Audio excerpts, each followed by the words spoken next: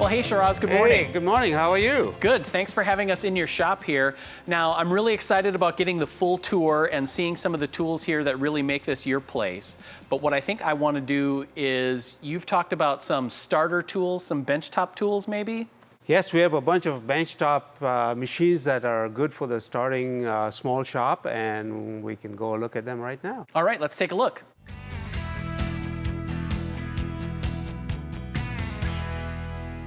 All right, now, when you're talking about tools for a shop, it's really easy to get intimidating because there are so many available, and they can end up being pricey, but I think you have some solutions, right? Yeah, well, one of the biggest challenges a person faces when he's starting out is space. Right. You know, and it's usually the garage. Yeah. And either a one-car garage that's converted into a shop or part of a two-car garage. That's how I started. I changed part of my two-car garage into a little workspace. Okay. And so you are relegated to smaller machines. And basically benchtop machines that you can hide under the bench or that don't take up too much space. Right. And so we have a selection of benchtop tools here, and you don't have to have all of these, but we can talk about each one as we go down. Yeah, I think we should start with the table saw because I think that's probably the one tool that can really get somebody started. Right? Yes, absolutely, yeah. Table saw, so this is a benchtop table saw. It's around, price point of $500 or less. And you can do all kinds of things with it. You can put extensions on it and have large pieces. You can move it outside the garage and work on plywood if you want to. Right. And so that's a nice little start. It's a 10-inch little benchtop saw. Yeah, and you can use it for, both cutting parts down to size and then cutting the joinery to put them together too. Exactly. Right? That's exactly true. So table saw is kind of the heart of the shop. Right. So, and look how much space it takes. It's I've got a big bench here, but I've got all the tools on the bench. But you can basically pick this up and put it on a shelf or put it under the workbench. Yeah, and I like that idea of being able to, like you said, take it out to the driveway, set up a shop almost anywhere because you can just carry that wherever you need to. Absolutely. Yeah. So now we're going to look at a few other tools, not necessarily in any order, right? But just some that can really help you out. Exactly. Getting started making. So let's look at the next one is a sanding machine, right? Yes. So this is a combination sander. It's tiny, as you can see, and it's not that heavy. And you can move it around, put it wherever, inside a cupboard as well. And it's a combination sander, so belt and disc. And it's small, but it can do a lot. Yeah. So you have a small piece of wood, a door panel or something you want to just sand off, you can do that. I believe this is adjustable, so it'll go down as well. So right. You can do flat panels. Yeah, so you can do edges and shape curves, or what I really like with the disc sander is being able to get like a really square end or fine tuning a miter, things like that. Exactly, and you can change these belts into a finer grit to do a fine finish, so you can start off with a rough grit and then just rough it out if you're doing a round over on the corner of a bench, for example, corner of whatever, a piece of plywood. Yeah. And then you start off with a rough belt and then switch it out to a fine belt. Right, and the switchover is really fast. Very fast, yeah. It's a quick release, just lever and we're done. Yeah, and I also like that with a sander like this, you can actually use the top to shape some of the inside curves too. Absolutely, yes, yes. You know what you're doing. What's the next tool that we're going to talk about? So the next tool is a 12.5-inch planer. These come in straight blade as well as spiral cutter head blades. And so you can do, if you're doing highly figured woods, you can use a spiral cutter head. And there's a price point difference because, spiral cutter heads are expensive. Right. But this thing, again, is less than $500. Yeah. And it folds up into a nice compact thing so you can put it away in storage once you're done. Good capacity for a home shop. This is a fantastic little tool. What I like about the smaller planers like that is that they feel like a small planer, but you're never going to outgrow it. You can always use this tool for a wide variety of things. Absolutely. You can, when you have more space, you'll probably end up adding a 15-inch planer or a 20-inch planer, a large planer, but this will always remain in your shop. Yeah. Because, you have small jobs, you don't want to fire up the big planer. Run it through the small planer. Especially when you get the spiral cutter head, because like you said, either figured wood or if the grain is just going in different directions, you're not worrying about tear out. It's just going to be a really smooth surface no matter what you're feeding through. Yeah, it basically comes out like a sanded surface. Yeah, so there's very little work that needs to happen afterwards. The finished work is minimal. Yeah, no, these are, I think, probably one of the hidden gems of a benchtop tool. Correct, yeah. All right, let's go around to the other side and take a look at what we have over there. All right, now if there's one tool that practically every homeowner has, it's a cordless drill. But a cordless drill isn't the right drilling tool for every job, is it? That is correct. And this is actually a small baby drill press. And a drill press is something that I would say every shop needs. Yeah, I would agree. You know, and there are things you can't do with a drill that if you can, but it's not accurate because, you know, you're going like this, don't have a direct feed. Right. And so I'll show you an example of something that you can do better with this than with a hand drill. Okay. You can do it with a hand drill, but you'll leave marks and it'll be kind of gaudy looking. Right. So this was basically a little tray I built for my wife to put her earrings in the safe. And, yeah. Rings and anything, all small things. So I put felt in there. Yep. And so this is a Forstner bit. You know, the Forstner bit goes in there and you have total control over the depth and the feed, and you can see how clean the holes are. Yeah. I mean, it's completely clean. Yeah. You try doing that with a hand drill, you're going to have a big problem. Yeah, because you're going to get tear out on the edges. Absolutely. The bottoms aren't going to be totally flat. They'll be a little leaning one way or the other. This thing will walk on you. Yeah. What I also like is with a drill press, you can control the speed a lot easier. Yes, you can. And yeah. This one has 4 speeds and a spider. And so you can change to fast speeds, slow speeds. So usually if you're doing woodwork, you'll be on faster speeds. If you're doing metalwork, and you can use this for both metalwork and woodworking as well. Yeah. And what I like about it too is, like, you called it a baby drill press, but again, this is one of those tools that you can use even if you end up getting a larger drill press, or, you know, it's not an outgrow it kind of tool. Again, yeah, that's true, because it doesn't take up much room at all. Right. You can see it's very compact, very light. You can put it on the shelf somewhere high up, and it's out of the way. Yeah. Yeah, I think I like that one a lot. Now, what's the next one that we're going to look at here? Next one we're going to look at is, again, I call it a baby or a benchtop bandsaw. Okay. And bandsaws are very, very much a staple of a shop. Yeah, it's my favorite power tool. Okay, good. Yeah, you can do a lot of things on this. With a bigger bandsaw, you can use it instead of a table saw, but sometimes. But on a small bandsaw, you want to make curves and anything like that. This is, again, you can do a lot with this small bandsaw. Yeah, and you know, you talked about making something for your wife there, but you know, playing off of that for making small gift boxes and trays and stuff like that, I think a bandsaw would be ideal. It's perfect, yeah. And you know, you can do some resawing with that. You got a little bit of height in that. It's small, and take it easy when you're using. You got to remember that these are benchtop tools, so don't hog through it. Right. Yeah. You know? You let the tool do the work. Exactly. And you get a nice sharp blade, and you keep it clean. And Exactly. Use the right blade for the tool. Yeah. For the job. Yeah. But no, I like the idea of having a small bandsaw, because I think there's something about it that is pretty approachable as a tool, where it doesn't feel it's not loud. You know, it's a pretty quiet tool. Doesn't feel so intimidating. It's not intimidating. Yeah, Exactly. that's exactly right. Yeah. Yeah. So I like that one too. What's the next one here?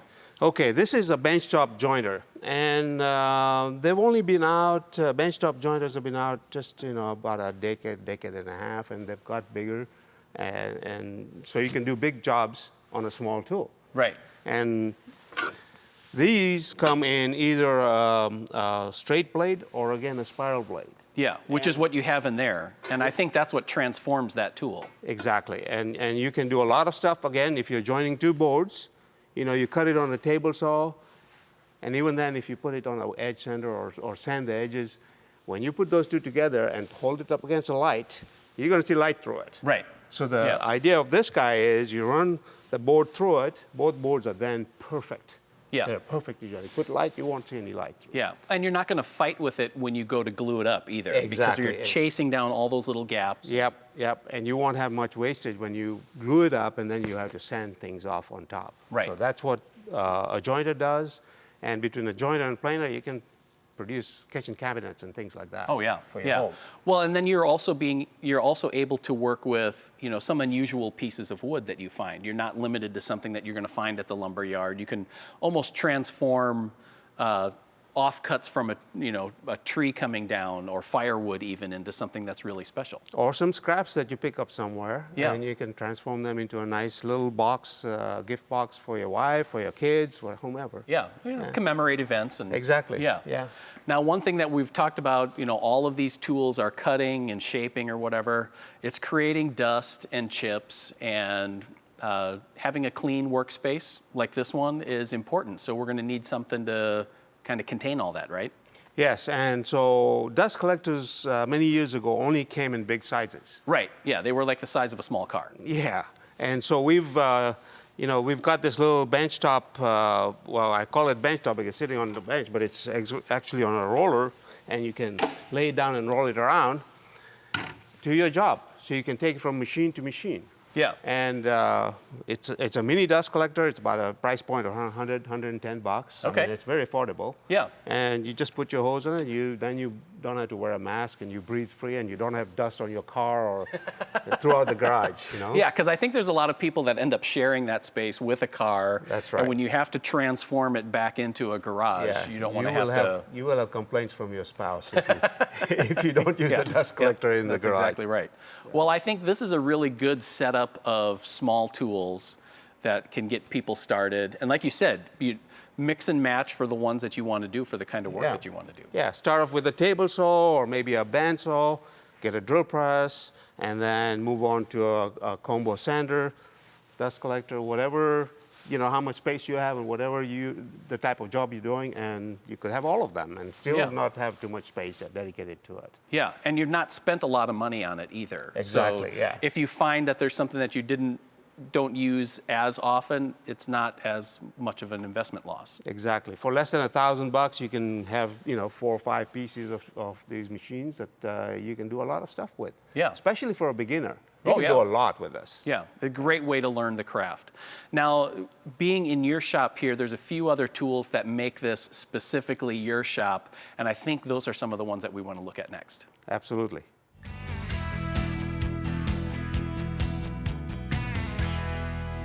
All right, now we talked about the smaller planers, but you have a much larger planer here, and that's allowing you to work with larger pieces, more figured material, that kind of thing. So you want to talk a little bit about this one? Yeah, so as you can imagine, I'm a little spoiled. Sure. Being in the machinery business, I have the pick of the litter. Right. I have a big shop at home, about 3,000 square feet. Okay. I've got a 24-inch planer and a couple of bandsaws and stuff like that.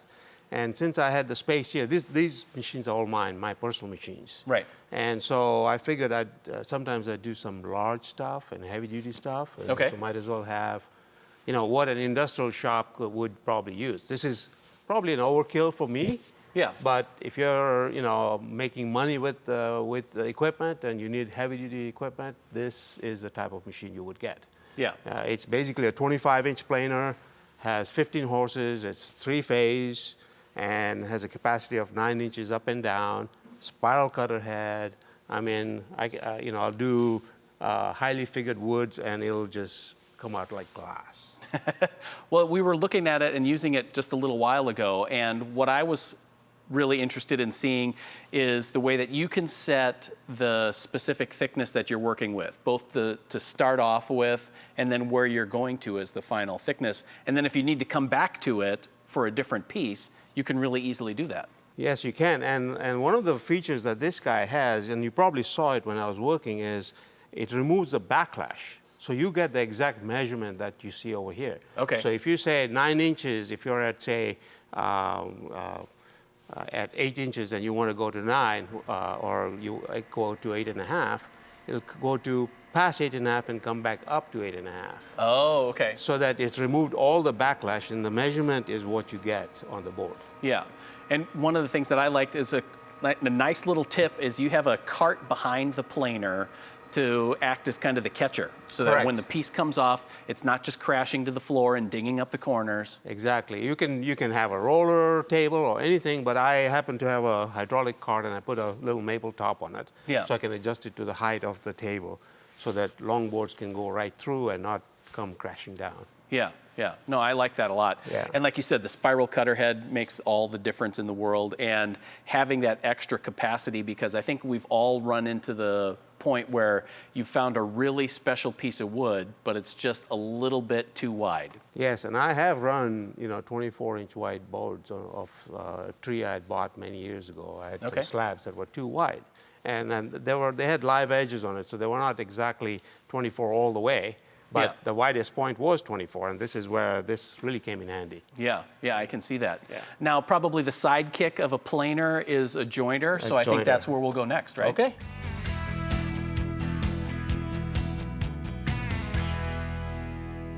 Now, the jointer that we were looking at earlier, we were talking about it primarily for edge jointing, but when you step up to a larger jointer, you can do a lot more with it. Yeah, basically a larger jointer. This is also an 8-inch jointer, but it's got an 82.5-inch table. Yeah. Two independent tables. So you can adjust the depth of cut, etc.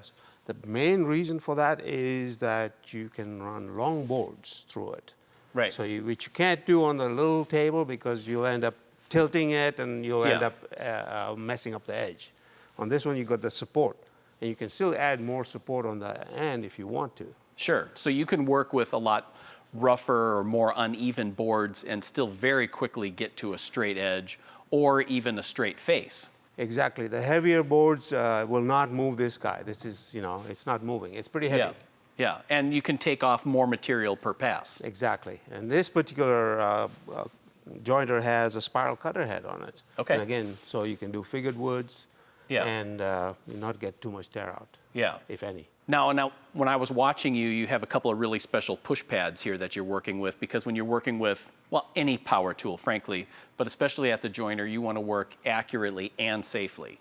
Yeah, most people will take a board and they'll push it with their thumb. Right. I don't like that because your thumb gets too close to the cutter head. Right. And, I like my Yeah. digits. So I built this. Anybody can build it out of anything. Just get a handle, get a piece of wood, and then cut out a slot. So you basically use this as a pushing thing. Right. So your hands are out of the way. If your hand slips or this thing slips and gets into the cutter head, it's just wood. Right. Build another one. Right. Yeah.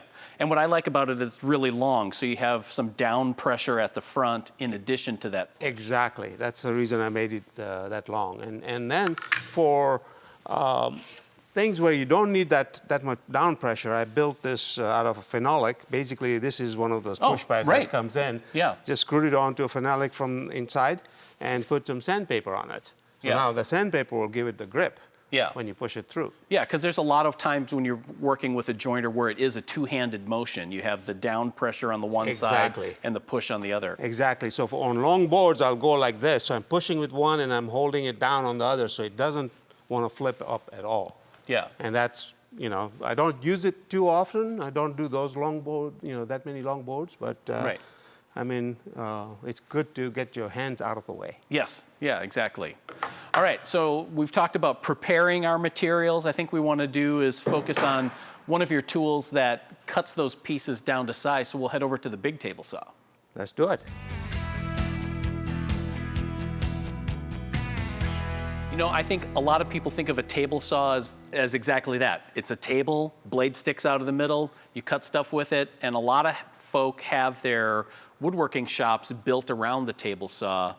But you have a table saw that has a totally different format. You want to explain it a little bit? So this is a sliding table saw. Okay. Basically, we call it sliding because the table slides and your hands are free. It's very safe. And you do use it for sheet goods, like big, 4x8 sheets of plywood. Yeah. And it's easy. You just stand back and push it through. If you want to use the fence, this is all, it's all digital readout on this particular sliding saw. We got smaller ones that are available on the market. But this is a big 14-inch sliding table saw. So the blade has a lot of capacity, so you can do tall pieces of wood if you want. Right. Or several sheets of plywood at the same time. Yeah. You know, it's got a stop here, it's got a hold down, and a lockdown on that, so the sheet goods are not going to move when you're running through. Right. Of course, it's got a dust collection both underneath as well as at the blade source. Right. And if you're doing plywood, it's got a little scoring blade that comes up from underneath. And basically, what a scoring blade does, it prevents tear out on the plywood. So it cuts a very shallow line underneath, and the main blade cuts the final cut from the top, so you don't get tear out on the plywood, and it's a very clean face when you're done. Yeah, because I think a lot of us have worked with plywood on a regular table saw, and part of the issue is having to muscle that big sheet around and keep it against the fence or keep it against your, stops and things like that. And then, getting that tear out, especially when you're making the cross cuts, that the bottom edge is going to be all... Correct. And speaking of cross cuts, when you're, if you ever cut plywood on your regular 10-inch table saw with a much smaller table, you'll find it's kind of unwieldy, and when you're running it through, maybe one edge kind of moves because, you're just one person. Right. Over here, you've got a very large support system on that side. You can set this to wherever you want. There's an extension which also flips over. There's a lockdown, so if you want to cut the edge, and the beauty of this is you'll cut perfectly square edges. Right. So your measurements are going to be dead on. Yeah, but then when you go to put a face frame on here or join it up to another piece, no matter how, even if it's the full length of a sheet of plywood, you have a really tight seam, and I think that's... Exactly, yeah. No, I actually... I've got a table saw, a regular 10-inch table saw there, right. But I use this more than that just because I have it. Yeah. I have the space, like I said, I'm a little spoiled, but it keeps your, and the best thing is it keeps your hands away from any danger at all. You're not near the blade at all. Right, and you, as the operator, you're ending up focusing on the cut and not having to focus on the heavy lifting and hoisting and directing of it. The table is doing a lot of that for you. And making sure you have a push stick here and there, and you got your mind's working in several different levels when you're on a regular table saw. Over here, it's like sit back and relax and set it through. And focus on the important part. Exactly. Yeah. Now, one of the things that you showed yesterday about this particular saw with the rip fence was how accurate that rip fence can be.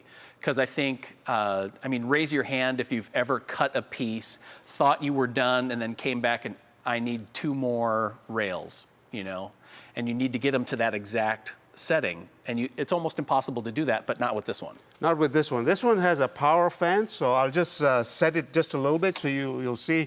Let's go to, let's say, 15 inches. And then,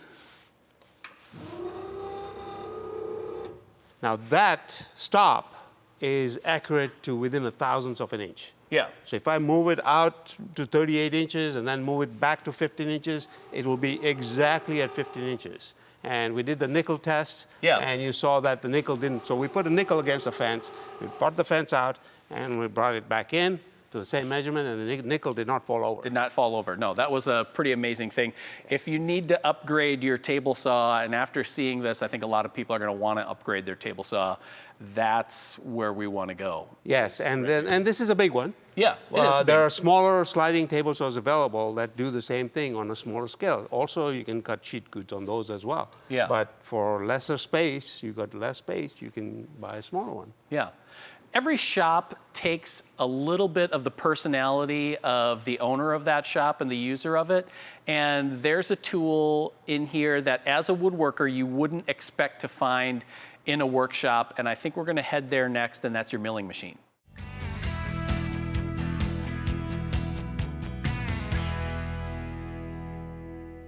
When I first walked into your shop, it was very clear that this tool is very special to you in your woodworking. It is. This is a milling machine made for metalworking. Right. But I also use it for wood. It is my all-time favorite machine in this shop. I use it for everything, wood and metal. Mostly wood. You can remove the tops of plugs. You can drill any size holes using the DRO very precisely. Right. And you can go down in depth and stop, and you've got a digital readout here that you can zero out both your X, Y travel. And so it's really a very versatile machine. You know, you think, why do I need a milling machine? But if you think about it, all the gunsmiths out there use milling machines to mill out the action slots. Oh, yeah. So they're using a metalworking machine for wood. For woodworking, yeah. So one of the things I did with this particular vise is I added jaws outside. Now this will open up to about 8 inches. But right. sometimes you have jobs, especially in wood, where it's 12, 15 inches. So I put jaws on the outside. I made these aluminum jaws that bolt on. They had already screws in the vise. And so you can lay big pieces in there and tighten it and basically have large pieces. The best thing about this milling machine is that it keeps your hands completely safe. If you're on a router table, you're always watching your hands, where your fingers, where you don't want to get too close to the router bit, right. or a shaper cutter, right. or something like that, or even a table saw. If you want to cut a slot, a dado slot, you can cut a slot on this, and your hands free. Yeah. I mean, it's the best part. But you have that really precise control of all of your axes to be able to make that slot or groove or whatever it is exactly where you want it. Yeah, so you want to make a dado cut in here, you're going to have to put a dado blade on, you got to set it on your table, so do all that. In here, you just put a cutter on and set it like this, and you can put it on a power feed, and it'll just feed it right through, and you'll have a precise cut, the depth you want. Yeah. And your hands are free. Yeah. And it cuts down on your time. Yeah. And so the types of bits I use for woodwork are different, obviously, than metalworking. Right. And so I usually use very sharp aluminum cutters. Okay. And so this is an aluminum cutter that's actually a CNC cutter made for fast work on a CNC. That's it's very nice. Does a great job. These are face cutters. It goes in like this, and it cuts faces off. And right. I've got them in different sizes. So all I had to do was change the insert on this to aluminum inserts. Okay. And now I can use it for wood. Yeah, and what I like about it is there's two things that I really am attracted to here is having that piece, your work piece, really locked down tight. So it's not going to jerk or bounce on you. Exactly. You don't have to concentrate on keeping it flat and moving along. And then the other thing is we've all made cutting boards. And if you make an end grain cutting board, getting that upper surface flat and level, there's a lot of sanding. You can't really run it through a planer. Yeah. But when you have something like the facing bit there, like you can get it nice and smooth. Yes, exactly. If you have a slight warp in the cutting board, you can get that completely flat, and then you just finish sand it. Now, let's go back to that slot I was talking about, a dado slot. Say you cut your dado slot and your material is a little thicker. It doesn't fit in. Yeah. Now, for you to adjust 5 thousandths additional on a table saw, it's going to be kind of hairy. Yeah, a little tricky. Usually going to get it wrong.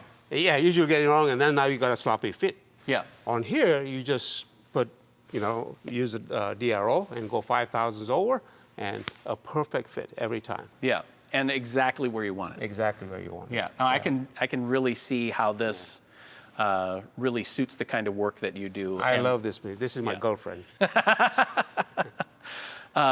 So it combines a little bit of the functions that you would normally see in, say, like a shaper or router table, a little bit of the functions of a drill press. So I think maybe what we want to do now is look over at your shaper and how you have that set up too.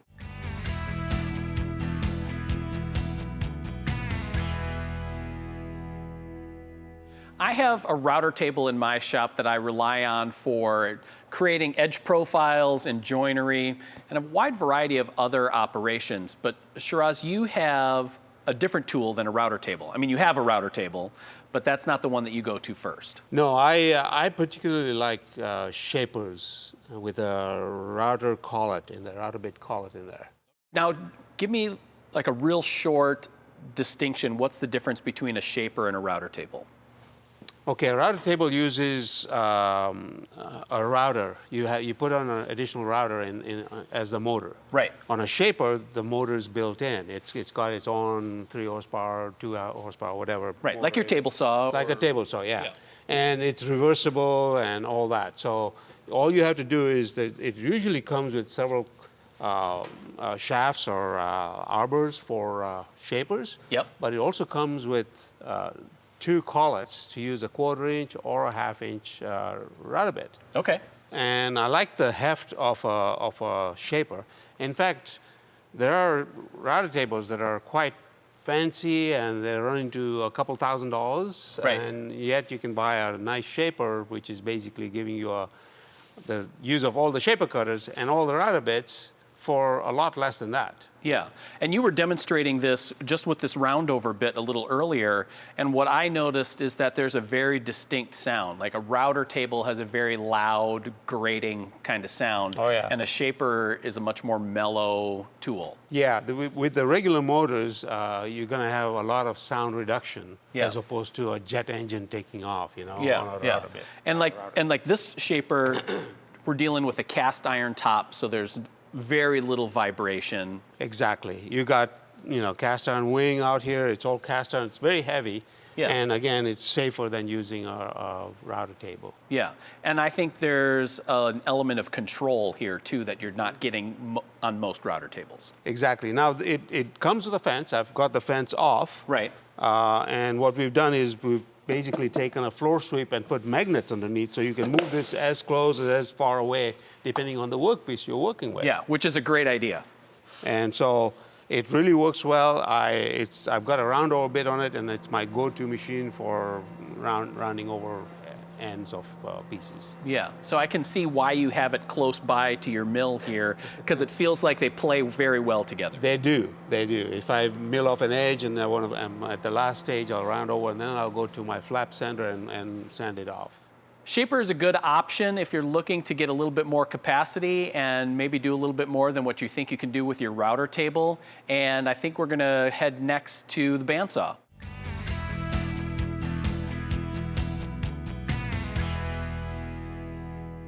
There's a quote that we shape our tools and after that they start to shape us and how we do our work. And I think we're seeing that here in Shiraz's shop, and you'll notice it here especially at the bandsaw where you have a special little modification here.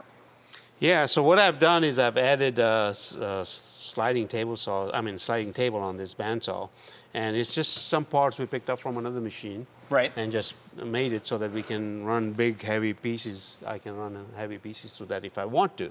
This is basically a 17-inch bandsaw, but on this guy, it goes up 16 inches. So you got 16-inch resaw cutting capacity.